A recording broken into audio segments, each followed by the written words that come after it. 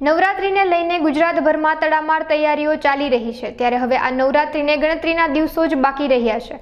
અગાઉ નવરાત્રીમાં આયોજકો દ્વારા AI camera, CCTV, fire safety સહિતની ગાઈડલાઈનો સાથે ગરબા રમવા સૂચન આપવામાં આવ્યું હતું। તે સાથે આયોજકો માટે પણ ગાઈડલાઈન મુજબ નવરાત્રીનું આયોજન કરવા અંગે સૂચના અપાઈ હતી। ત્યારે ગૃહમંત્રી હર્ષ સંઘવી દ્વારા ખેલૈયાઓ માટે મોડી રાત સુધી ગરબા રમવાનો નિર્ણય લેવામાં આવ્યો છે। રાજકોટમાં ટીઆરપી અગ્નિકાંડ બાદ સાતમ આઠમના તહેવારમાં સરકાર દ્વારા ગાઈડલાઈન બહાર પાડવામાં આવી હતી। ત્યારબાદ નવરાત્રીને લઈને ગૃહમંત્રી હર્ષ સંઘવીએ મોડી રાત સુધી ગરબા રમવાની છૂટ આપી છે। ત્યારે રાજકોટના આયોજકો અને ખેલૈયાઓએ આ નિર્ણયને ઉત્સાહભેર વધાવ્યો છે। મુખ્યમંત્રી ભૂપેન્દ્ર પટેલ તેમજ ગૃહમંત્રી હર્ષ સંઘવીએ ખેલૈયાઓનો આભાર વ્યક્ત કર્યો હતો। મારું નામ રવિભાઈ વાડા, રાજકોટ अब तक सुरभि रास महोत्सव जे रीतना भारतीय जनता पार्टी ની સરકાર ગુજરાતની અંદર નવા નવા નિર્ણયો આપણા ગૃહમંત્રી શ્રી હર્ષભાઈ સંઘવીએ લીધા છે ખેલૈયાઓના હિત માટે।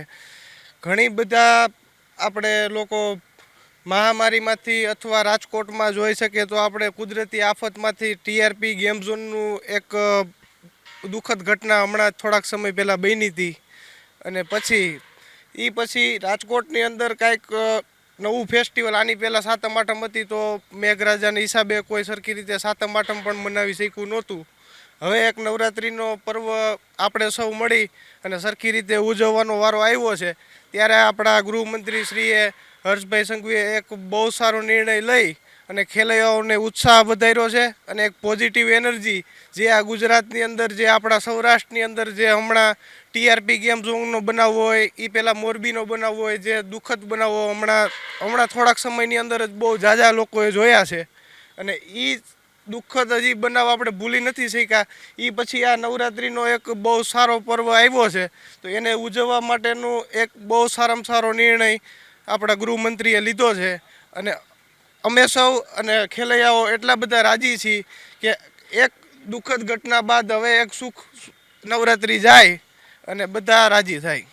ઉત્સાહ બધી પ્રકારના ટેન્શન અથવા આપણા અત્યારે ગુજરાતમાં અથવા ઇન્ડિયા આખામાં ડિપ્રેશનનો એક માહોલ જ્યારે યુવાઓની પેઢીમાં અત્યારે આવે છે અને આવનારા જે ફેસ્ટિવલો જે ઉત્સાહ જે દાંડિયા રાસમાં આવી અને જે રમે છે અને જે કોઈ આ નવરાત્રિમાં આવી અને ખેલૈયાઓ માતાજીની આરાધના કરે છે અને પોતે રાજી થાય છે એટલે એ બદલ હર્ષ સંઘવી સાહેબે જે નિર્ણય લીધો છે કે 5 વાગ્યા સુધી આપણે સૌ રમવા દેવી જોઈએ અને એક પોઝિટિવ વાઇબ્સ અથવા પોઝિટિવ એનર્જી આપણા સૌની અંદર ફેલાય એવો એમનો નિર્ણય છે। એટલે અમે અને ખેલૈયાઓને બધા ઉત્સાહિત છે આ વખતે નવરાત્રિ માટે। મારું નામ અભય ગોસ્વામી।